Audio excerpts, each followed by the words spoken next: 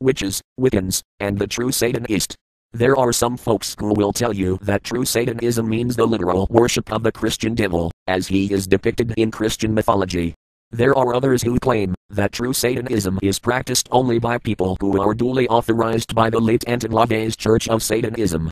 There are still others who seem to be randomly inspired by various sources ranging from heavy metal music to watered-down Crowleyana, who also believe that they have the true Satanism in the pockets of their assorted and mostly tasteless artsy deathshit goth clothing.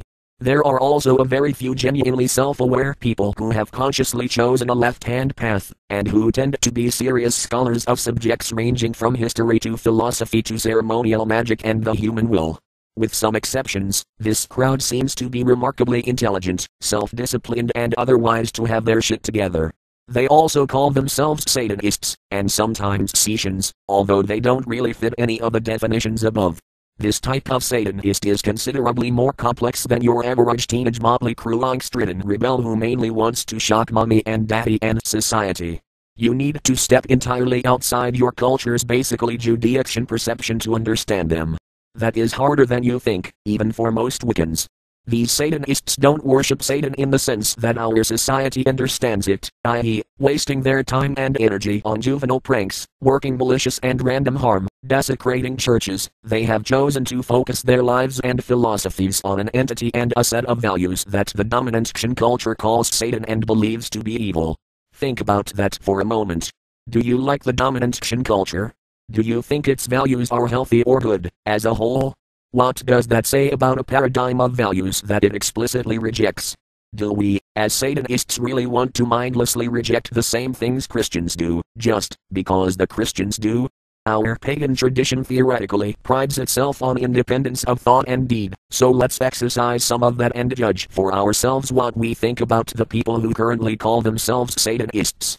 Forget Christianity and its values completely.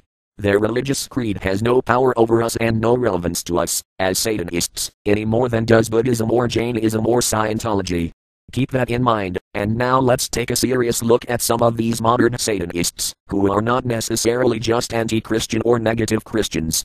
I see a group of folks who consciously reject the weak, sickly, sex-negative, hypocritical values of Judeo-Christian society, and choose to embrace an image far older than Christianity itself, the divine beast, strong and animal and vital. The Christian perception of the great beast, the primal, sexual and animalistic forces in us personified, is generally no more accurate than their perception of Wiccans. In short, it is juvenile, simplistic and completely ethnocentric. I should hope that we polytheists are capable of being wiser than that. Who is Satan, anyways? Christians stole the basic concept from us pagans, originally. He is the Lord of unbridled power and sexuality, a personified celebration of pleasure and potency. Naturally, Christians don't much like this guy, and they call him sinful and evil. Our pagan culture is a lot healthier and more natural, and we respect and even venerate these things, as part of normal human nature. And so our old god effectively became Christianity's new devil. Christians point to an archetypal entity called Satan which represents a certain collection of characteristics and beliefs and say that he is evil and terrible and bad. Since we belong to a basically Christian society, yes, even us Satanists, we are tempted to have the same knee-jerk reaction. But what, really, are we condemning when we spout the Christian party line here? Think about that one, please. Use the brain the goddess gave you, not the canned horseshit that Christian society fed you. And please keep in mind that some of the things that Christian society points to as evil and shameful include masturbation, most forms of consensual adult sex, the human body, women's rights, and many religions such as Buddhism, Hinduism and, surprise, Wicca. A lot of Satanists don't think much of Wiccans. There is a reason for this. Most Wiccans in our community are mostly full of New Agers, crystal huggers and milk cookie pagans, who are largely still brainwashed by Christian values and judgments, whether they'd like to admit it to themselves or not. I don't think much of them myself, but then I'm a pretty fierce old school Celt and I grew up with deadly serious old religion values. I do not like New Agers one bit, but I tolerate them mainly, because I would rather see such people playing witches than burning witches. Anyways, my point, witchcraft, Wicca, has nothing to do with Satanism. The two are totally different things. I'm not saying I disagree with your beliefs, or that you're wrong or anything. I don't know what your beliefs are, but I know that the two are really different. The only things in common ain't the pentagram in your third degree. Actually, why don't you try cracking some books on the subject? Your local college library may be of help.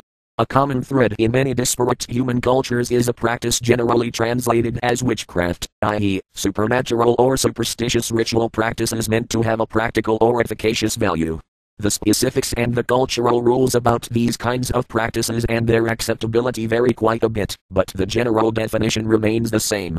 So we have the same concept in just about every cultural group, and the word for such practices is typically defined as separate from non-efficacious practices such as prayer, or from divine bribery such as sacrifice or bargaining with gods or spirits. In Anglo-European culture, the words witchcraft and magic are the ones that designate this range of efficacious ritual practice.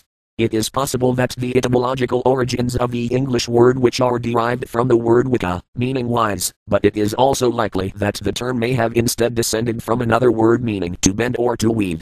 Skip forward a few hundred years and a major continental migration, and we come to the 1940s-50s in America. Political correctness abounds. Gerald Gardner, Alex Sanders and a few other folks read Murray, Mead and Graves, revive the old native English peasant religion, add some kinky touches of their own, prance around naked, write books, have bitchy community infights and win many converts. Behold, we have a genuine Wiccan revival. All of a sudden, we need to own the word witch, because we want desperately to make society believe that our rituals and practices are non-threatening to its status quo. We need a way to differentiate between good witches, us, the nice harmless nature lovers fighting for mainstream recognition, and bad witches, them, the people who are not acceptable to the mainstream for whatever reason, ranging from genuinely antisocial or harmful behavior to harmless but merely socially taboo behavior. In fact, we need to convince the most leaction public that there is such a thing as good witches, or else we get our tires slashed and bricks hove through our windows even more frequently than they already are. In short, we need a trademark, and we can't let bad witches use that trademark, or else it undoes all our good work in fighting for our rights and recognition in mainstream society. Unfortunately, our definitions of good and bad, at least for the sake of our survival in a hostile society, have a lot to do with the dominant social paradigms, which are basically Christian. So, we need to make society believe that good witches have Christian values. Or at least a close enough approximation that we can gain mainstream acceptance. This seems like a really good idea, since tires and windows are expensive, and we are by now getting very tired of being hanged and burned and stoned and such. So we decide on our strategy. We've learned a lot from history, but we have apparently forgotten this. Cultural assimilation almost always goes both ways, and it will inevitably change us even as we fight to change society. Move forward another couple of decades, and witness the modern pagan Wiccan community, smug in its legally recognized status and the fact that it's even fashionable and cool these days to be into goddess worship. Because it's been so successful, the strategy of cultural assimilation still seems like a good idea to many. So the process continues, as mainstream society absorbs more of our values, and we absorb more of theirs. You have a vested interest in trying to make sure that Satanists don't use the word witch, because our community strategies are radically different. In fact, their agenda in regards to mainstream society directly conflicts with ours, and this is the primary reason Wiccans and Satanists don't generally get along. However, a vested interest is not the same thing as a right. Nor is it an ability. Thus we end up with some fairly predictable yelling matches between Wiccans and Satanists, with most of the combatants on both sides having no real idea of the history behind their arguments, or even why they are arguing. I'm trying to present a reasonably dispassionate assessment of the facts, as I understand them, not a judgment as to who is right or wrong, or whose strategy in regards to mainstream society is better. The fact is that the Wiccan pagan social agenda is basically cultural assimilation into the mainstream, and the Satanist social agenda is deliberate and total rejection of the mainstream. The obvious effect this has on our two groups is that we have a conflicting agenda,